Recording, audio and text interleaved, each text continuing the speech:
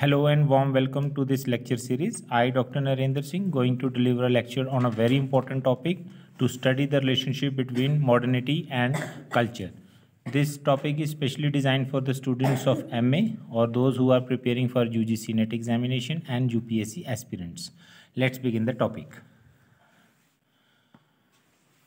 Modern culture. First of all, we need to understand what is modern culture and what are the basic characteristics of a modern culture. According to Crook, there are three main characteristics of modern culture. First, differentiation. Second, rationalization. Third, commodification. So if any culture qualifies these three qualities, then we can say that the culture is getting modern. So let's come to understand the first point. Differentiation. Differentiation terms in itself explaining to be different. Here, the different institutions of the society are separating out from each other. And each institution, be it is economic institutions, political institutions, social institutions, or cultural institutions, they develop, specialization, increasing specialization in each institution. For example, in economics affair, market is developing. Market as an institution is increasing its own specialization. In the same manner, if we go for the political institutions, the political institutions like a democracy, state, governance, these in itself are growing with the demand of the society and the changing culture. In the same manner, family, marriage, religion, kinship, these institutions which are social and cultural, these are also getting specialized. Here specialization, Durkheim talks about that when society move from mechanical solidarity to organic solidarity, then it increases the specialization, okay, to fulfill the demands or needs of the time. उसके बाद अगर हम बात करें जो next बात करता है डिफरेंशिएशन में या मॉडर्न कल्चर में, वो है कि validity of truth. In modern society validity of truth lies on scientific grounds, morality and law in terms of goodness and justice, and law art in terms of beauty. हर चीज़ जो है, चाहे morality है, चाहे लॉ है, चाहे justice है, चाहे आर्ट है, उसको हम किस पैमाने पे देखते हैं कि वो सही है या गलत है, उसका ग्राउंड जो है हमेशा क्या रहता है, साइंस रहता है, रैशनैलिटी रहता है. Each sphere develops its own specialist institutions and occupations. For example, education industry, entertainment industry, health and fitness centers, tourism industry, fashion industry. हर एक स्फीयर जो है, जैसे हम बात करें एजुकेशन इंडस्ट्री की, मॉडर्न टाइम्स में एजुकेशन एक इंडस्ट्री के तौर पे डेवलप हुआ है, ठीक है, जहाँ में एजुकेशन बिक रही है और ख़रीदने वाले कस्टमर्स अवेलेबल हैं, और बड़ी एडवांस लेवल के ऊपर इसमें डेवलपमेंट हो रही है. टेक्नोलॉजी की हाई लेवल पे ऊपर क्या है, इंक्लूजन हो रही है, और बड़ी सोफिस्टिकेटेड टेक्नोलॉजी का यूज़ हो रहा है. आज पहले लोग चाक वाले बोर्ड पे पढ़ाते थे, लेकिन अब जो है वो आप पावर पॉइंट प्रेजेंटेशंस के थ्रू या फिर प्रोजेक्टर्स के थ्रू पढ़ाया जाता है, ठीक है. और मॉडर्न जो सोर्सेज हैं कम्युनिकेशंस के या मैसेज डिलीवर के, उसको इस्तेमाल किया जा रहा है. उसके बाद इंटरटेनमेंट इंडस्ट्री. आप देखिए इंटरटेनमेंट, पहले फैमिली ही एक सोर्स ऑफ इंटरटेनमेंट होता था. गॉसिप करना, पीयर ग्रुप के साथ खेलना, यही एक इंटरटेनमेंट का सोर्स था ट्रेडिशनल सोसाइटीज़ में. लेकिन अब आप इंटरटेनमेंट आप ख़रीदते हो. आप सिनेमा हॉल में गए मूवी देखने के लिए, आपको 200 रुपया, 300 रुपया, 400 रुपया, जो भी खर्चा आपने, और आप एक मूवी देख के आए, तो क्या किस बात के पैसे दिए, तो इंटरटेन होने के पैसे दिए आपने. आप किसी वाटर पार्क में जाते हो, या फिर आप किसी वैसे ही बाहर किसी दिल्ली में, चंडीगढ़ में जो गार्डन्स हैं उसमें कहीं घूम रहे हो, श्रीनगर में आप शालीमार गार्डन में घूम रहे हो, तो उसकी एक पर्ची कटवानी पड़ती है, 50 रुपये, 100 रुपये. जी हम घूमने के लिए आए हैं, एक्सकर्शन के लिए आए हैं, पिकनिक मनाने के लिए आए हैं, तो उसके लिए आपको पेमेंट करनी पड़ती है. तो इंटरटेनमेंट जो है, आप तो पहले तो सिनेमा तक था, अब आपके फ़ोन में आ गया. अब आपको सिनेमा हॉल में भी देखने की ज़रूरत नहीं है. आप हॉटस्टार जैसी ऐप्स को डाउनलोड कर दीजिए और आपको मूवी मिल जाएगी. बस आपको पैसे देने हैं, उसके लिए सब्सक्रिप्शन लेनी पड़ेगी, ठीक है. तो इस तरह से एक नई तरह की एंटरटेनमेंट इंडस्ट्री डेवलप हुई है और वो धीरे धीरे स्पेशलाइज्ड होती जा रही है. हेल्थ एंड फिटनेस सेंटर, अब लोगों ने अगर हेल्थी होना है तो उसके लिए आप जिम में जा सकते हैं, हेल्थ सेंटर्स ज्वाइन कर सकते हैं। वो आपका पूरा डाइट का चार्ट बनाते हैं कि आपने सुबह क्या खाना है, दोपहर को क्या खाना है, शाम को क्या खाना है, और कितना खाना है, कितनी कैलोरी लेनी है, कितनी कौन सी चीज़ लेनी है, कौन सी नहीं लेनी है। वो प्रॉपरली आपको गाइड करते हैं हर चीज़ के लिए। क्योंकि अब आपको लगता है कि हमें भी क्या सलमान खान की तरह दिखना चाहिए या फिर कैटरीना कैफ की तरह होना चाहिए, तो इस तरह के जो मॉडल्स हैं आपके सामने रखे जाते हैं। और जो हेल्थ एंड फिटनेस सेंटर्स वाले हैं वो पैसा लेते हैं, और साथ में आप बाकी सारे जो प्रोडक्ट्स कंज्यूम करते हैं जिससे आप सोचते हो कि मेरी बॉडी बिल्डिंग हो जाएगी। तो इस तरह से आप क्या कर रहे हैं, एक इंडस्ट्री के तौर पे एक health and fitness centres develop हुए हैं। उसके बाद टूरिज़्म इंडस्ट्री अब आप देखिए, आप कहीं भी घूमने जाइए वहाँ पे आपको कॉटेज मिल जाएंगे रहने के लिए, आपको एंटरटेनमेंट की सारी फैसिलिटीज़ वहाँ पे अवेलेबल होंगी, हर तरह की फैसिलिटी अवेलेबल होगी जिस तरह की भी आप चाहते होंगे, ऐसे लगेगा कि आप घर पे ही हो। तो लेकिन उसके लिए आपको क्या देना है, पैसे देने हैं, ठीक है। तो एक इंडस्ट्री के तौर पे नए नए एक्सपेरिमेंट्स किए जा रहे हैं और लोग उसको एंजॉय करते हैं।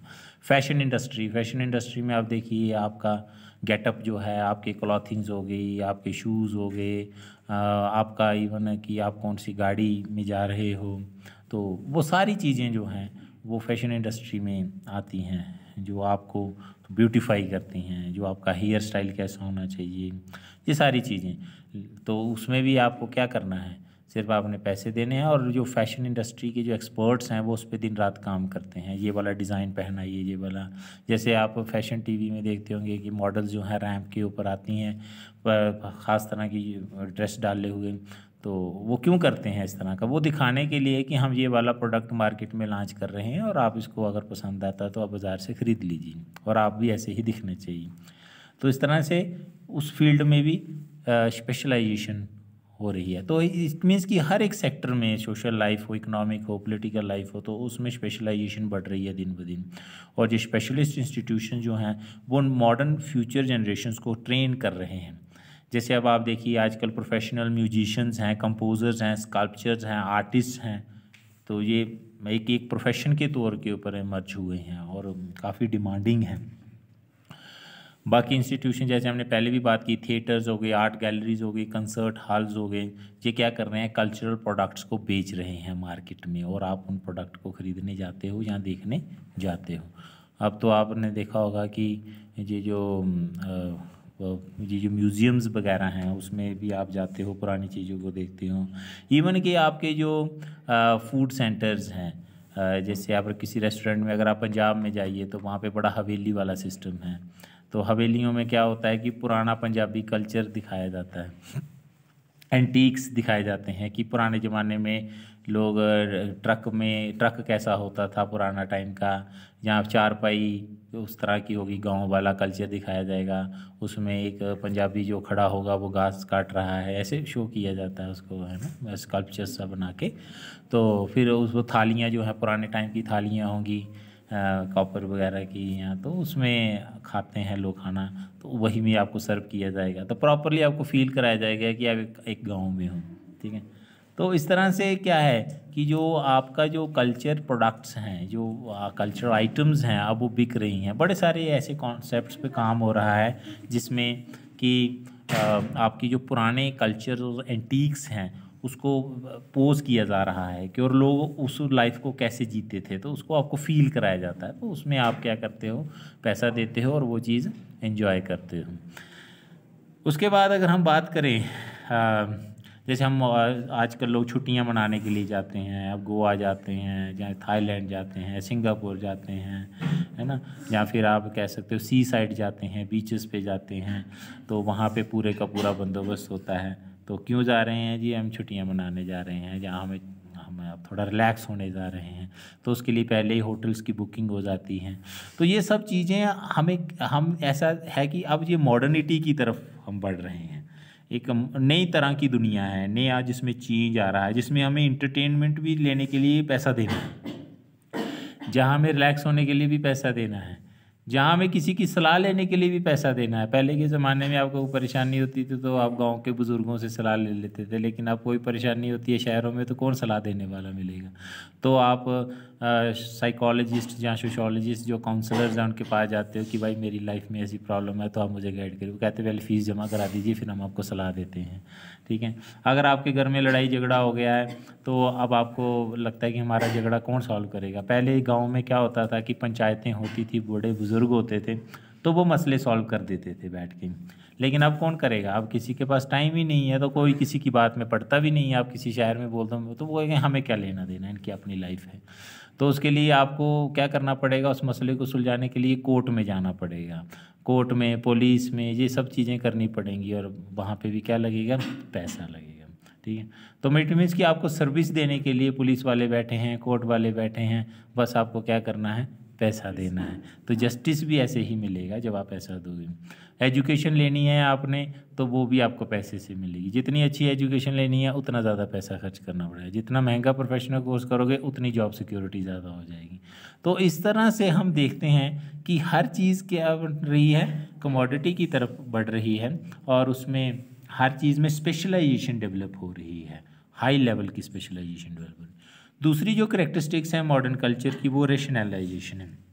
हालांकि एक चीज़ यहाँ पे समझने वाली है कि रेशनलाइजेशन और ये जो साइंटिफिक आउटलुक है, डिफरेंशिएशन, ये चीज़ें बड़ी इंटरडिपेंडेंट चीज़ें हैं, एक इंटर रिलेशनशिप है इनका आपस में, तो इसको हम एक दूसरे से अलग नहीं कर सकते हैं।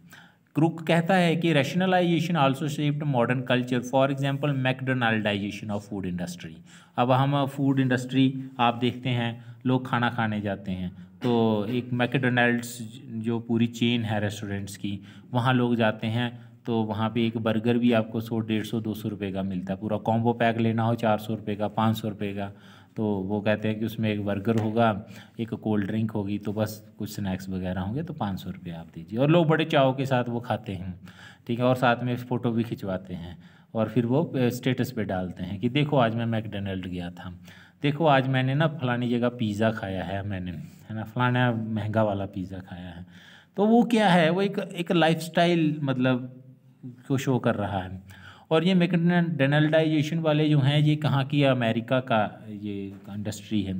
तो इन्होंने क्या किया कि पूरा एक सिस्टम पूरा रैशनलाइजेशन के ऊपर बेस्ड है इनका, जिसमें आप स्लिप भी कटवाते हो काउंटर पे जाके, वो मशीन काटती है कितने का, उसमें जीएसटी कितना लगना है, वो सारा कुछ जो है सेस कितना लगना है, जो भी टैक्सेस वो काट के आपको बता देती है। फिर आप वो पर्ची काउंटर पे जमा करवाते हो, फिर आपका नंबर लग जाता है कि आपका नंबर 126 है मान लीजिए।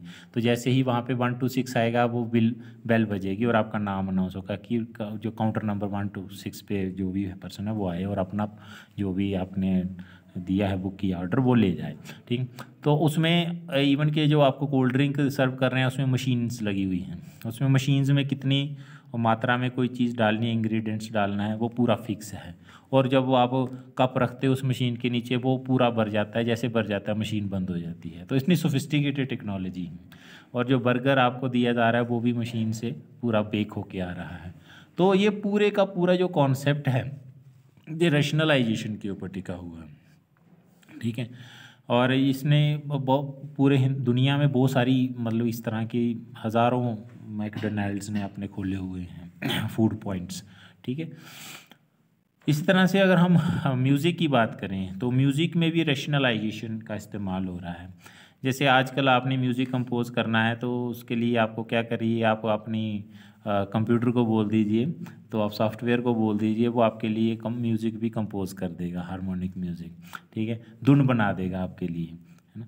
मैंने आपको एक दिन पहले भी बोला था कि ये एक चैट जीपीटी नाम का जो सॉफ्टवेयर है उसमें आप बड़ा कुछ कर सकते हो और उस पर काम हो रहा है आर्टिफिशियल इंटेलिजेंस के ऊपर।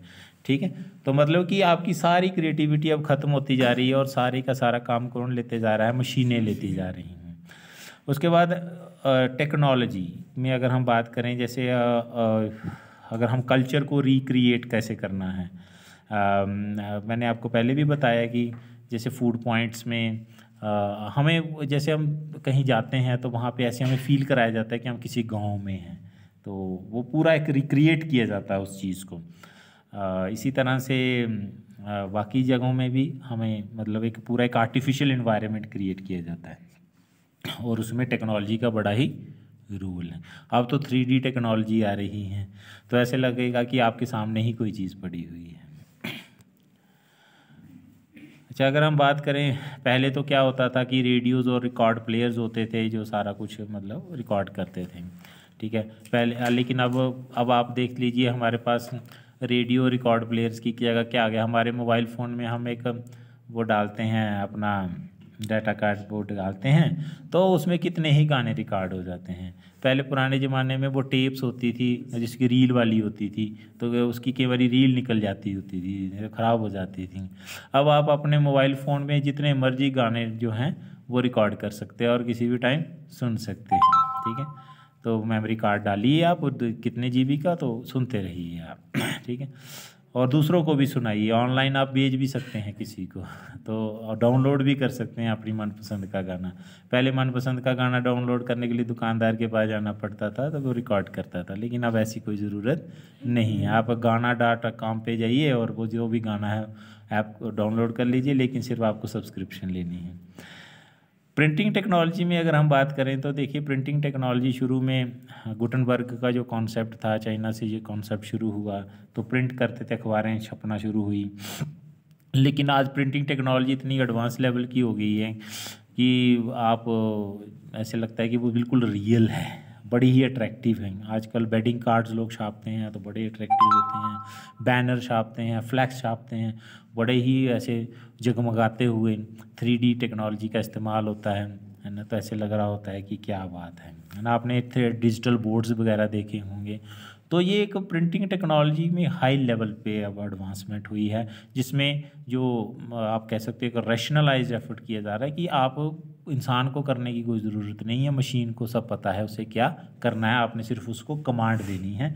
कितने फ़ोटो कितने आपने प्रिंट लेने हैं, आपने 200 कॉपीज़ लेनी है, वो 200 निकाल लेगा। उसको बोला कि नहीं बैक साइड भी लेना है प्रिंट, तो वो दोनों साइड से ले लेगा। तो आपने बस उसको बता देना है, तो वो उतना काम करके आपको दे देगा बिना कोई शिकायत किए हुए। तीसरा जो फीचर्स है वो हम बात कर रहे हैं कमोडिफिकेशन ऑफ कल्चर। जो भी कल्चर है वो कमोडिफाई हो गया है।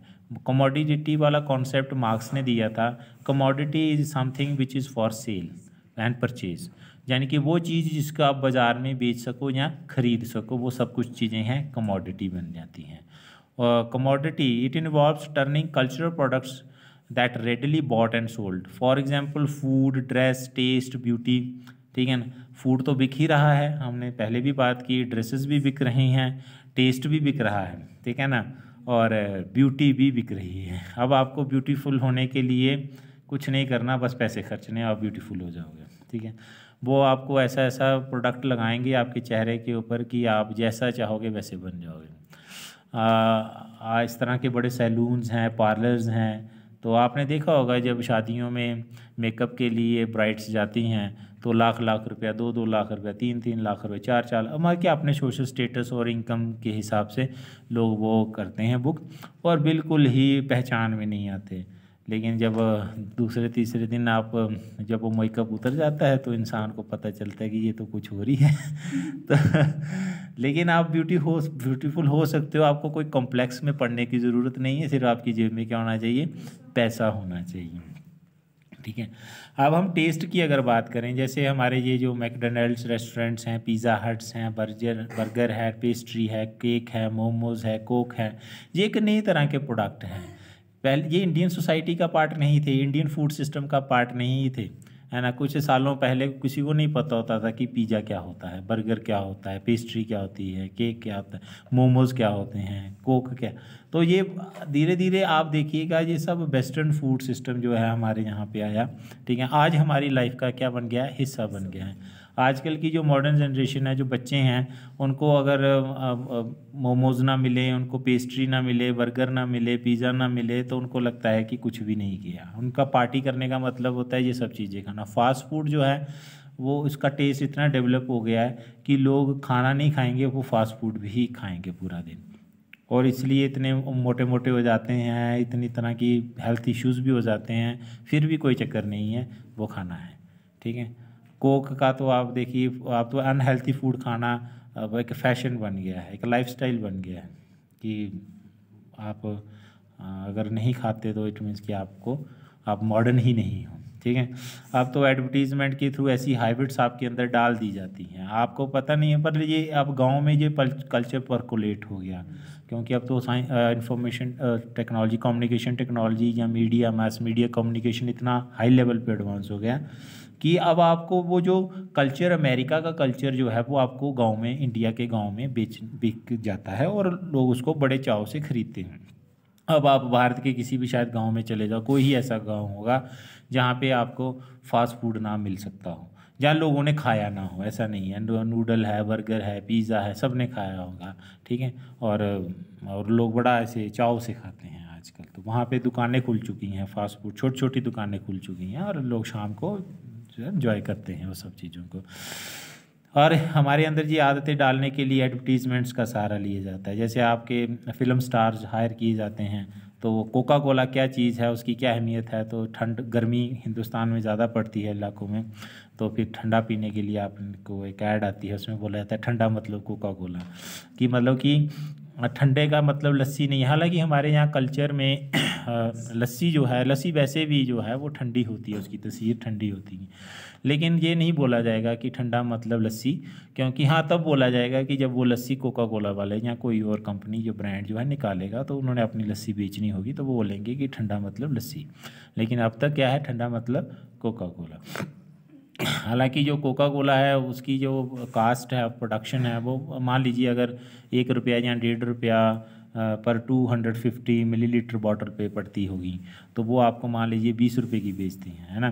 तो लेकिन आप वो बिना सवाल किए वो खाते हो, बेशक वो आपको ठीक लगे चाहे ना लगे, आपको पचे ना पचे, नो मैटर्स, लेकिन वही एक साधन है जिससे आप ठंडे हो सकते हो, ठीक है। तो इसी तरह से और उनके साथ वैल्यूज़ भी जोड़ दी जाती हैं। जैसे एक ऐड आती थी उसकी ड्यू की शायद, उसमें एक एक्टर जो है वो मोटरसाइकिल पे जाता है और आगे पहाड़ का रास्ता नहीं है, तो फिर वो क्या करता है कि वो ड्यू पीता है और मोटरसाइकिल हवा में उड़ा के ले जाता है और वो सारा बैरियर क्रॉस कर लेता है, तो फिर वो आगे बोलता है कि डर के आगे जीत है। तो मतलब कि अगर आपने डरना नहीं है और आपने बहादुर बनना है तो आप ड्यू पीजिए और आप बहादुर बन जाओगे, ठीक है। तो मतलब कि आपको बहादुर होने के लिए, ताकतवर होने के लिए आपको दूध नहीं पीना है, वो ज़रूरी नहीं है कि दूध पी के आप तगड़े हो गए, मक्खन घी खा के या कुछ और नहीं, पर आप कोल्ड ड्रिंक पीजिए, ड्यू पीजिए और हवा में उड़ते जाइए, ठीक है। इस तरह की और भी बड़ी सारी चीज़ें, जैसे हमारे अभी चॉकलेट की एक ऐड आती है, उसमें बोलते थे कि मीठा कुछ मीठा हो जाए, है ना, बिगड़ते रिश्तों को संवारे, है ना। चॉकलेट, वो एक चॉकलेट देता है, नाराज़ हो गया होता है कोई, उसको वो चॉकलेट ऑफर करता है, वो मान जाता है। एंड तो जो फेस्टिवल्स आते हैं तो इस तरह की ऐड बड़ी ज़्यादा आती हैं चॉकलेट्स वाली, क्योंकि हमारा जो भारत है वो it is a nation of festivals, बड़े फेस्टिवल्स मनाए जाते हैं, तो आए दिन फेस्टिवल्स, बड़ी मिठाइयाँ लगती हैं। लेकिन अब इतनी मिठाई वाली इंडस्ट्री है तो चॉकलेट वालों ने बोला कि हम क्यों ना इनको चॉकलेट वाली आदत डालें, क्योंकि मिठाई तो गरीब लोग खाते हैं, चॉकलेट अमीर लोग खाते हैं, स्टेटस वाली है, हाइजीनिक होती है। मिठाई में तो मक्खियाँ बैठी होती होंगी, पता नहीं कितना शुगर कंटेंट होता होगा, ये है वो है, अनहेल्दी। लेकिन अगर आप चॉकलेट खाइए ना तो वो ठीक है ना, और ये असली मीठा यही है ना। तो वो एक आपके अंदर आदत डाल के वो चॉकलेट इंडस्ट्री वाले क्या करते हैं, खरबों करोड़ों रुपए की चॉकलेट त्योहारों पे बेच देते हैं, ठीक है।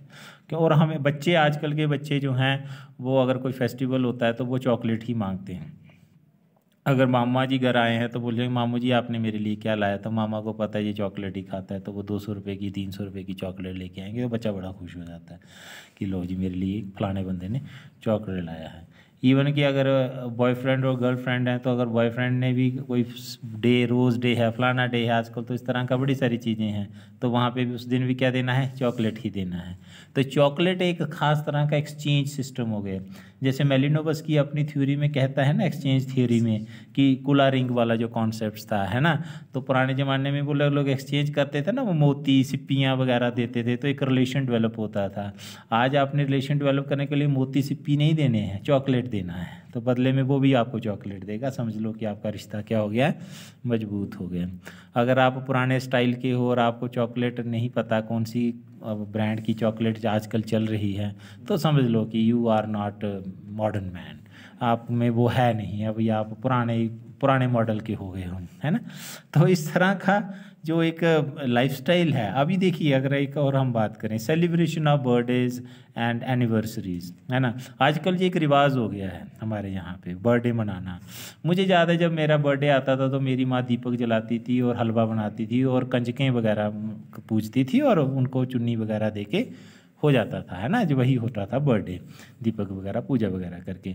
आजकल क्या है कि आज आपने बर्थडे मनाना है तो केक काटना ही काटना है, और अगर आपने बर्थडे के दिन केक नहीं काटा तो समझ लो कि आपकी आफत आ गई, समझ लो कि वो तो एक इतना बड़ी त्रासदी हो गई, इतना बड़ा डिज़ास्टर आ जाएगा आपकी सोशल लाइफ में भी, अनइमेजिनेबल। वो छोड़िए, अगर आपने किसी को बर्थडे पे विश नहीं ना किया तो समझ लेगा वो आदमी कि ये बंदे को मेरी फिक्र नहीं है, ही डजंट लव मी, है ना, वो मुझे प्यार ही नहीं करता है। इसलिए आज के टाइम में लोग जब अभी बर्थडे आने ही वाला होता है तो रात के 11-12 बजे मतलब जैसे ही बजते हैं तो एक होड़ लग जाती है कि पहले बर्थडे विश कौन करेगा। जो पहले बर्थडे विश करता है तो वो एक ख़ास तरह की अचीवमेंट का फीलिंग लेता है कि देखो सबसे पहले मैंने तुझे बर्थडे विश किया है ना। और फिर वो नकली सी वो जो इमोजीज हैं बर्थडे वाली वो बेचता है, और वैसे है ना वो सेलिब्रेशन वाली बेचता है, तो लोग बड़े खुश होते हैं, देखो उसने मुझे बर्थडे विश किया। हालांकि उसने फ़ोन पे नहीं बोला होगा लेकिन उसने वैसे ही बेच दिया होगा, पर वो भी एक बहुत बड़ी बात है। फेसबुक के ऊपर आपका आ जाता है, पहले टाइमलाइन में आ जाता है कि आज फलाने बंदे का बर्थडे है तो आप उसको विश करिए, है ना। तो इस तरह से आप उसको फेसबुक पे विश करते हो और सारी दुनिया को पता चल जाता है कि आज फलाने आदमी का बर्थडे है ना, वो उसको विश कर सकता है और उसको वो जो इमोजीज है वो भेजिए। तो अब वो फेसबुक वाले जो हैं वो भी पैसा कमा रहे हैं, क्योंकि वो डाटा पैक वाली जो कंपनी है वो भी पैसा कमा रही हैं, तो सारे ही अपने अपने बिजनेस में लगे हैं। और केक बेचने वाला अपने पैसा कमा रहा है, फिर वो केक जब बर्थडे पार्टी होती है तो उसमें और बड़ी सारी चीज़ें, कैंडल्स हैं, बाकी सारी चीज़ें हैं, तो वो बेचने वाली कंपनियां भी हज़ारों रुपया करोड़ों रुपया कमाती हैं हर साल, ठीक है। तो इस तरह से आज बर्थडे, अच्छा फिर एनिवर्सरीज भी मनाई जाती हैं आजकल को, जो सिर्फ जवान लोगों की बात नहीं है, बूढ़े बूढ़े भी आजकल तो कहते हैं मेरी शादी को 25 साल हो गए, सिल्वर जुबली हो गई, फिर गोल्डन जुबली आ जाएगी, फिर प्लेटिनम आ जाएगी, फिर डायमंड भी आएगी, है ना। फिर वो इवन के लोग मतलब कि ऐसे 2-2 बार भी शादियाँ, फिर उसी दिन एक शादी टाइप हो जाती है जिस दिन वो golden jubilee silver jubilee type होता है, फिर वो हस्बैंड वाइफ एक दूसरे के गले में हाथ डालते हैं, तो they create a new environment, है ना, वो पुरानी यादें हैं ना, और फिर उसमें भी पूरे का पूरा फील लिया जाता है ना। तो ये सब कल्चर आपने देखा कहाँ से, हमारे यहाँ से आएगा, मूवीज़ के थ्रू आया, है ना, जहाँ जो वेस्टर्न सोसाइटीज़ है उसने हमारे सामने पेश किया, है ना। तो आजकल तो गांव में भी लोग अपने मम्मी पापा की एनिवर्सरीज ये हैं ये सब मनाते हैं, तो वो बड़ा ऐसे उनको भी बोलते हैं कि अब आप मॉडर्न मम्मी पापा हो, पुराने वाले मम्मी पापा नहीं रह गए हो। तो लेकिन उसमें अगर हम कॉन्सेप्ट्स देखें तो हर एक चीज़, आइडिया क्या है, बिक रहा है ना। आपको आइडिया बेचना है और आइडिया के साथ साथ आपकी कितनी सारी चीज़ें बिक जाती हैं, एक पूरी की पूरी जो इंडस्ट्री है उस पर चल रही है। टेस्ट की बात हमने पहले भी कर दी कि किस तरह से टेस्ट जो है डेवलप, और दूसरी बात अगर हम बात करें to make some choices about what they consume, हाँ ये टेस्ट के केस में कह दीजिए, यहाँ के बाकी चीज़ों में भी कह सकते हैं कि जो आपकी चॉइसेस हैं वो डेवलप की जाती हैं। जैसे मैंने पहले भी आपको एग्जांपल दी, डर के आगे जीत है, चॉकलेट, कुछ मीठा हो जाए, ये सब चीज़ें टेस्ट आपके डेवलप किए जाते हैं। मुझे आज भी याद है जब मैंने पहली बार मोमोज़ खाए थे, दिल्ली में खाए थे, तो मुझे बिल्कुल भी स्वाद नहीं लगे थे। मैंने अपने दोस्त को बहुत डांटा था कि तूने इतनी मिर्चों वाली चीज़ मुझे क्यों खिला दी, है ना, इसका तो कोई स्वाद ही नहीं लगा। लेकिन दिल्ली में उस समय लोग बहुत चाव से खा रहे थे। ये आज से कोई 15 साल पुरानी बात है, 15-20 साल, शायद 15 साल हो गए होंगे। तो मुझे अच्छा नहीं लगा, लेकिन लोग बड़ा खा रहे थे। फिर धीरे धीरे जो कल्चर सब जगह फैल गया मोमोज़ वाला, तो आज तो मोमोज स्वाद भी लगते हैं, आज मुझे भी स्वाद लगते हैं। इट मीन्स कि वो टेस्ट डेवलप हो जाता है जब आप कोई चीज़, वो आदतें डाल दी जाती हैं कि शुरू शुरू में बड़ी चीज़ें ऑड लगती हैं, लेकिन बाद में वो आपकी पर्सनालिटी का या आपके जीवन का हिस्सा बन जाती हैं। In early modernity, only the highest classes could do this, but as modernity progresses, the possibility of choosing what to consume spread to all classes। यही ठीक है ना। अब तो पहले अमीर लोग जो होते थे उन्हीं के पास ही कुछ खास तरह के टेस्ट, कुछ खास तरह की हैबिट्स होती थी। लेकिन अब लोग उनकी नकल करने के लिए वो भी अमीर दिखना चाहते हैं, वो भी मॉडर्न दिखना चाहते हैं, वो भी वेस्टर्न दिखना चाहते हैं, इसलिए उनकी नकल करते हैं। मैंने आपको पहले भी एग्जांपल दी कि मान लीजिए किसी की जेब में थोड़े पैसे हैं, लो मिडिल क्लास का है, लेकिन उसके भी बच्चे कहते हैं कि पापा जब मेरा बर्थडे होगा ना, इस बार आप मुझे मैकडोनल्ड लेके जाना है ना, आप मुझे पिज़्ज़ा हट लेके जाना, हम वहाँ पे बर्थडे मनाएंगे, है ना, क्योंकि मेरे फ्रेंड्स ने भी इस बार वहीं पे मनाया था, है ना। पापा की जेब में बेचारे के पास थोड़े पैसे, रोज़ तो लेके जा नहीं सकता, लेकिन उसको ये है कि मेरे बच्चों की ख्वाहिशें पूरी होनी चाहिए। तो जब वो बर्थडे आता है तो वो बेचारा पैसे जोड़ के रखता है थोड़े से कि चलो वहाँ करेंगे, है ना। तो हम भी उसी को फॉलो कर रहे हैं, imitation of culture of the high society. लेकिन अवेलेबल है, पहले अवेलेबिलिटी नहीं थी, लेकिन अब आप अवेलेबल है, अब कोई भी जा सकता है, एक्सेस कर सकता है, उसमें सिर्फ आपके पास पैसा होना चाहिए। बहुत सारे इस तरह की फैसिलिटीज़ अवेलेबल हैं। अब हायर क्लास के लेकिन एक चीज़ और भी है, जो फिर भी आज भी ये है कि जो एक हायरार्की है हायर सोशल क्लासेस की, वो आज भी मेंटेन्ड है। लोअर वाले कोशिश तो करते हैं कि वहाँ पे जाएं, लेकिन थोड़ा बहुत पहुँचते हैं, कभी कभी पहुँचते हैं, और फिर भी एक डिफरेंस बनाए रखा जाता है। जैसे आपने देखा होगा कि ठीक है, एक 5 स्टार होटल में तो हर कोई खाना नहीं खा सकता ना, उसमें तो अमीर ही खाएगा, उसमें थाई फूड खाए, चाइनीज़ फूड है, या अलग अलग देशों के जो फूड हैं जो लोगों ने खाए नहीं, फिर लोग जो अपनी टेबल पे बैठ के बोलते हैं कि तुमने तो वो वाला फूड नहीं खाया होगा ना, वो तो हमने ही खाया है। तो एक हायर क्लासेस के लिए एक अलग तरह की हायरार्की है हर चीज़ में, कि आप कौन सा ब्रांड का कपड़ा पहनते हो, ठीक है ना। लोग आजकल तो आपको कम देखते हैं, आपके कपड़ों को ज़्यादा देखते हैं, और उस पर लिखे हुए ब्रांड को बड़ी तरजीह देते हैं कि ये ब्रांड जो है वो कौन सा है, और जिस हिसाब से ब्रांड होगा लोग उस हिसाब से आपको ट्रीट करते हैं। मैं जब चंडीगढ़ में पढ़ाता था तो मुझे किसी ने, मेरे साथी ने मुझे एक कोट गिफ्ट किया था, तो मैं वो पहन के चला गया। तो मुझे वहाँ पे सारे लोग मुझे बार बार यही पूछें कि ये कोट कहाँ से लिया आपने, बड़ा अच्छा है, बड़ा महंगा है होगा, तो आप बताइए। मुझे बड़ा हैरान था, मैं सोचने लगा कि ये कोट में ऐसी क्या बात है कि ये बार बार मुझे जहाँ पे देखते हैं टैग के ऊपर, और मुझे पूछने लगते हैं कि डॉक्टर साहब आपने इतना महंगा कोट डाला। तो मैं फिर उसका पता करने के लिए शोरूम में गया चंडीगढ़ में, और मैंने पूछा कि ये कितने का है सना, तो उसने बताया कि ये 27 का है। तो मुझे लगा 2700 का होगा, लेकिन उसने बोला नहीं 2700 नहीं है, 27,000 है। ये भी आज से कोई 10-15 साल पुरानी बात मैं आपको बोल। तो मैं बड़ा ऐसे अचंभित में हो गया कि इतना महंगा, तभी लोग पूछ रहे हैं। तो इस तरह से आप ब्रांड वैल्यू, आप घड़ी कौन सी पहनते हो, कितने हज़ारों वाली या लाखों वाली पहनते हो, रोलेक्स की पहनते हो, कि आप देसी HMT वाली कोई और टाइटन वाली पहनते हो। तो इस तरह से मतलब कि हर चीज़ एक हाई क्लास के जो टेस्ट हैं, है ना, वो फिर भी एक हायरार्की में एक मेंटेन रहते हैं कि ये हम लोग ही कर सकते हैं। और हाई होने के लिए आपको कुछ ही चीज़ें करनी हैं। जैसे आजकल लोग गाड़ी खरीदते हैं, तो गाड़ी तो आजकल बहुत सारे लोग खरीद सकते हैं, आपको फाइनेंस हो जाती है गाड़ियाँ, आप डाउन पेमेंट पे ले सकते हो। लेकिन गाड़ी पे लगा हुआ जो नंबर है ना, वो दिखाता है कि आप हाई क्लास के हो कि नहीं हो। जैसे बड़े सारे लोग नंबर लेने के लिए, ये कितने का नंबर है जी, ये अपना 123 नंबर है, 786 नंबर है, 0786। कोई मुस्लिम होगा तो बोलेगा कि मैं 0786 लूँगा, है ना। ये कितने का नंबर है जी, ये नंबर ये आपको लाख रुपए का पड़ा है, 1.5 लाख का पड़ा, 2 लाख का पड़ा। बुलेट्स के ऊपर मतलब कि अगर आजकल जो नंबर लगाना है तो इतने हज़ार का, बाकी इतने का बुलेट शायद ना हो जितने का नंबर ही लग गया हो उसके ऊपर, ठीक। तो इस तरह से क्या है, हाई क्लास ये बड़े आदमी होगा तभी इसका नंबर ऐसा वाला है, आम आदमी के पास की बात बस की बात नहीं है, ठीक है। तो इस तरह से एक मॉडर्निटी और हाई क्लास और लो क्लास के बीच में एक डिफरेंस आज भी मेंटेन है। लेकिन फिर भी जो हाई क्लास के लोग हैं वो अपने आप को हाई में रखने के लिए एक नई तरह की कुछ शोशेबाजी रख ही लेते हैं। तो डियर स्टूडेंट्स, ये था हमारा लेक्चर मॉडर्निटी एंड कल्चर के बीच में रिलेशनशिप। होपफुली आपको बहुत सारी चीज़ें क्लियर होंगी। तो मिलते हैं नेक्स्ट लेक्चर में। Till then thank you so much and wait for the new lecture.